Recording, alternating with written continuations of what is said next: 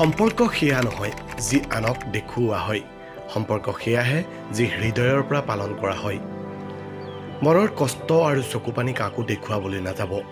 নিজৰ জীৱন সুখৰ নহলেও কাকো ক'বলৈ নাযাব কাৰণ কষ্ট সকলোৱে দিব পাৰে কিন্তু কষ্টৰ ভাগ ল'বলৈ কোনো নাহে এই পৃথিৱীত মানুহে সকলোৰে সৈতে অভিনয় কৰিব পাৰিলেও নিজৰ সৈতে কেতিয়াও অভিনয় কৰিব নোৱাৰে সেইবাবেই প্ৰতিজন মানুহে নীৰৱে উচুপে সুখৰ অভিনয় সুখৰ পৃথিৱী কিন্তু কোনোবাই থাকে দুখী আৰু কোনোবাই থাকে সুখী অৰ্থ নাথাকিলে আপুনি সমাজক চিনি পাব আৰু অৰ্থ থাকিলে সমাজে আপোনাক চিনি পাব কোনোবাই যদি আপোনাৰ বিশ্বাস ভাঙিছে তেনেহলে তেওঁক ধন্যবাদ দিয়ক কাৰণ তেওঁ আমাক এইটোই শিকায় কিদৰে আমি বুজি শুনিহে মানুহক বিশ্বাস কৰিব লাগে যিমানেই আপোন নহওক কিয় কাৰোবাৰ পৰা মূল্যহীন হোৱাৰ আগতে তাৰ পৰা আঁতৰি যোৱাই বুদ্ধিমানৰ কাম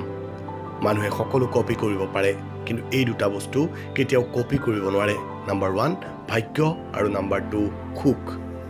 মানুহে পাহৰি যায় শৰীৰৰ আঘাত মানুহে কাৰোবাক বহুত ভাল পালেও কেতিয়াবা পাহৰি যায়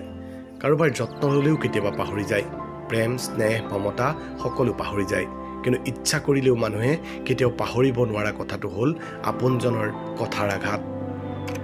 আপোনাৰ আপোন মানুহবোৰে কোৱা কথাই আপোনাক সলনি কৰিব পাৰে যেতিয়া আপোনাক একো বেয়াকৈ ক'ব বুলি কল্পনা কৰিব নোৱাৰা ব্যক্তিজনেও আপোনাক বেয়াকৈ ক'ব সময় আৰু গুৰুত্ব কাৰোবাৰ পৰা জোৰ কৰি নল'ব যিজনৰ জীৱনত তোমাৰ গুৰুত্ব আছে তেওঁ তোমাক এই দুইটা বস্তু হৃদয়ৰ পৰা সন্মানেৰে দিব